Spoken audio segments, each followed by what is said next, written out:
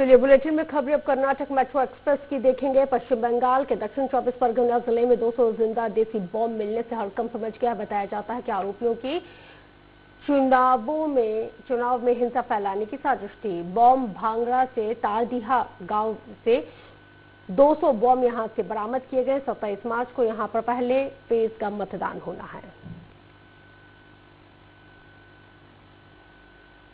প্রায় 170 পিসের মতো বোম আমরা এখান থেকে পাই। তো এখনো অবধি এর পিছনে কয়েকজনের নাম উঠে আসছে, কয়েকজন সাসপেক্টেড আছে। তো তাদের সম্পর্কে আমরা ডিটেলস নিচ্ছি, আমরা তদন্ত করে তাদের বিরুদ্ধে অ্যাকশন নেব। आसनसोल साउथ विधानसभा तृणमूल उम्मीदवार अभिनेत्री शाइनी घोष के द्वारा स्वामी विवेकानंद की मूर्ति पर माल्यार्पण करने के पहले ही विवाद शुरू हो गया।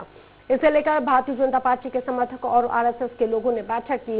वहीं पुलिस ने इस बैठक को बंद करवाने के लिए मौके पर जा पहुंची, जिसके दौरान कार्यकर्ताओं और पुलिस के बीच विवाद हुआ और पुलिस ने बैठक स्थल से सभी को खदेड़ दिया।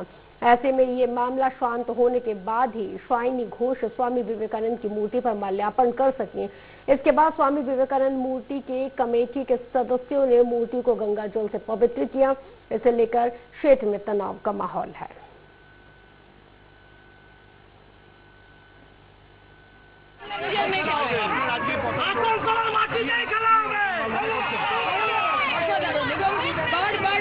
মানুষ যাদেরদিকে আমরা তাকাচ্ছি, যারা আমাদের সঙ্গে হাঁটছেন, যারা আমাদের কাছে রয়েছেন, তারা একটাই কথা বলছেন, বাংলা নিজের বলুন অধিকার আছে। বিবেকানন্দ কাউর পার্টিকুলার কাউর লোকে আছে নাকি? কাউর পার্টিকুলার কাউর কমিটির আছে? বিবেকানন্দ সাধারণ মানুষের মনের মধ্যে আছে, ভারতবর্ষের মানুষ। आसनसोल के बर्नपुर इलाके में टीएमसी उम्मीदवार शाइनी घोष के समर्थन में एक सभा का आयोजन किया गया और इस अवसर पर शाइनी घोष के अलावा मलय घटक, सोहराब अली के साथ ही अन्य टीएमसी नेता मौजूद हैं। सभा में लोगों ने इस मर्तबा टीएमसी उम्मीदवार शाइनी घोष को जिताने की अपील की।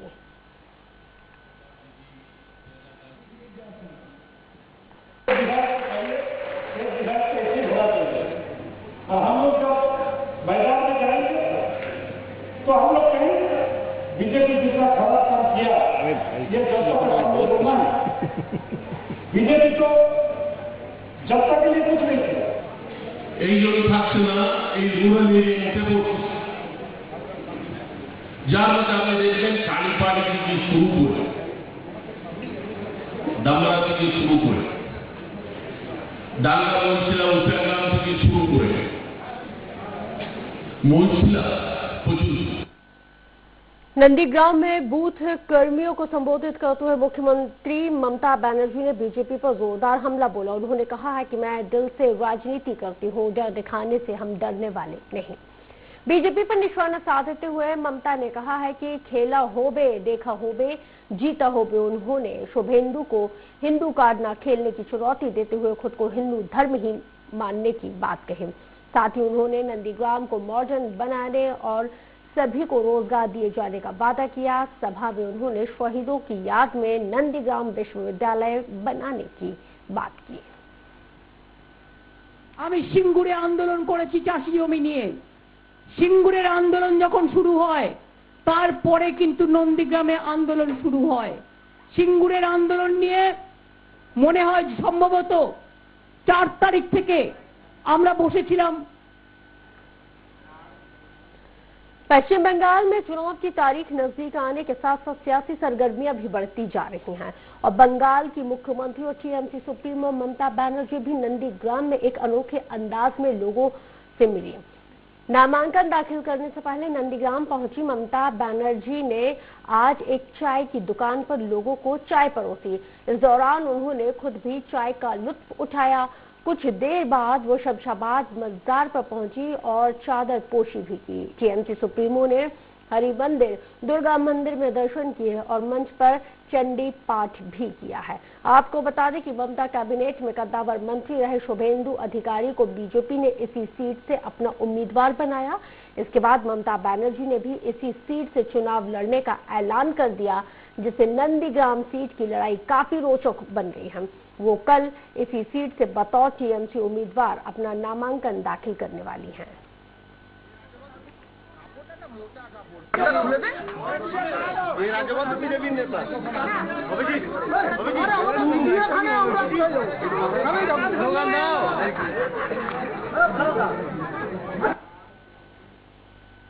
चलिए आगे बढ़ेंगे, बात करेंगे सिलीगुड़ी में मुख्यमंत्री ममता बनर्जी ने एक सभा में पीएम मोदी को जवाब देते हुए कहा है कि परिवर्तन बंगाल में नहीं बल्कि दिल्ली में होगा।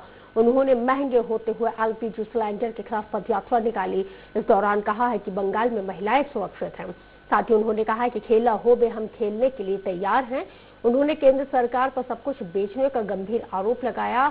उज्ज्वला की रोशनी को लेकर भी मोदी पर सवाल उठाए। বৃদ্ধি, আগুন জ্বলছে রান্নাঘরে, পেট্রোলের দাম বৃদ্ধি, মানুষের রান্নাঘর দাম বাড়ছে, মানুষ দুঃখে আছে, বিনা পয়সায় চাউল দিচ্ছি আর 900 টাকা দিয়ে গ্যাস কিনতে হচ্ছে মানুষকে। चलिए आगे बढ़ेंगे, पश्चिम बंगाल के परगना में टीएमसी की महिला कार्यकर्ताओं ने मांग की है कि बनगांव की जो चेयरमैन हैं उन्हें ही एमएलए का टिकट दिया जाए।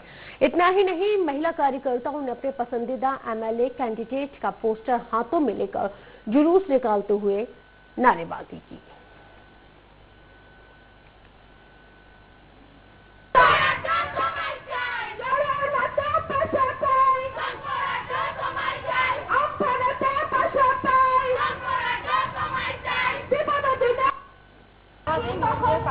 আমাদের নেত্রী আমাদের বনগাঁ বিধানসভায় যে প্রার্থী নির্বাচন করেছে তার প্রতি আমাদের কোনো অভিযোগ নেই, কিন্তু আমরা বনগাঁবাসী আমাদের বনগাঁর উন্নয়নের বনগাঁর মহিলাদের সুরক্ষার সাথে আমরা শঙ্কর থেকে বিধায়ক চাই।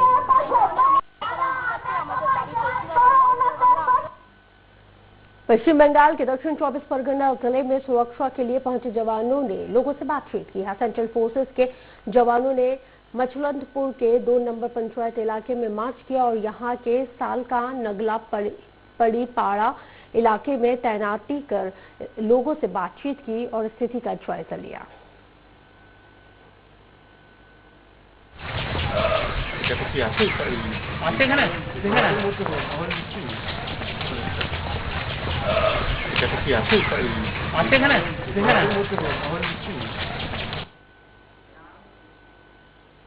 पश्चिम बंगाल के कक्कासर में अजोय नदी से अवैध खनन के मामले को लेकर बीजेपी ने भूमि वर्चस्व अधिकारी से शिकायत की और ज्ञापन सौंपा है कि कड़ी कार्रवाई की जाए।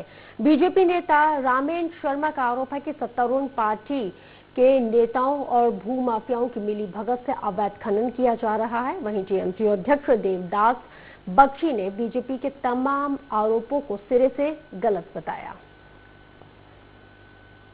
एकदम दोहन হচ্ছে আর প্রকৃতির ভারসাম্যটাকে একদম নষ্ট করার চেষ্টা চলছে। তার জন্যই আমরা বিএলআরও সাহেবের কাছে অভিযোগ জানিয়েছি যে নিমটিকুড়ি, সাতকাহুনিয়া, কোটালপুকুর এই সব এলাকাগুলোতে একদম জেসিবি লাগিয়ে আর মাটি খনন কাজ চলছে নদীর ভিতরে। कर्नाटक के सिंदगी विधानसभा से जेजेएस विधायक रहे एमसी मनगुली के बेटे अशोक मनगुली कांग्रेस में शामिल हो गए हैं। अशोक मनगुली को PCC chief DK Shivakumar और पूर्व सीएम सिद्धरामैया विधायक ईश्वर खंडे ने पार्टी की सदस्यता दिलाई। अशोक मनगुली ने कहा है कि सिंदगी क्षेत्र में परिवर्तन के लिए वो कांग्रेस में शामिल हुए।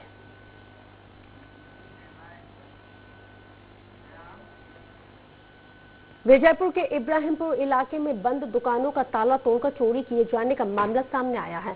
बताया जाता है कि अज्ञात बदमाशों ने यहां पर दुकानों का ताला तोड़कर किराना, आभूषण और अन्य सामानों की चोरी की है। पुलिस इस बात का आकलन करने में जुटी हुई है कि दुकानों से कुल कितने का सामान गया है। जलनगर पुलिस थाने में मामला दर्ज करते हुए पुलिस ने जांच शुरू कर दी।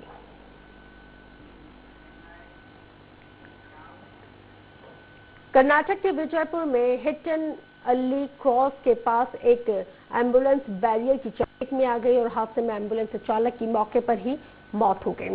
इस दौरान सड़क पर दोनों ओर वाहनों की लंबी कतारें लग गई। मृतक की शिनाख्त अब तक नहीं हो पाई है। मामले की जांच जारी है।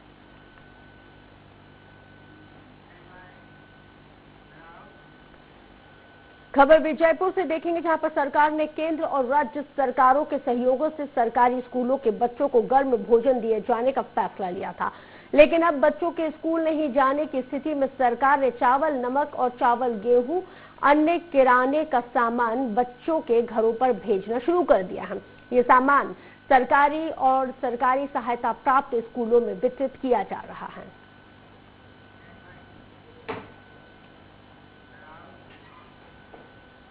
कोलार जिले के नरसापुर औद्योगिक क्षेत्र में विस्ट्रॉन कंपनी एक बार फिर से शुरू होने जा रही है।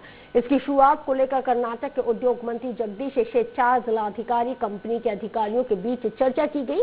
मंत्री शेट्टर ने कंपनी फिर से शुरू किए जाने के लिए विस्ट्रॉन की पृष्ठभूमि प्रणालियों की समीक्षा की।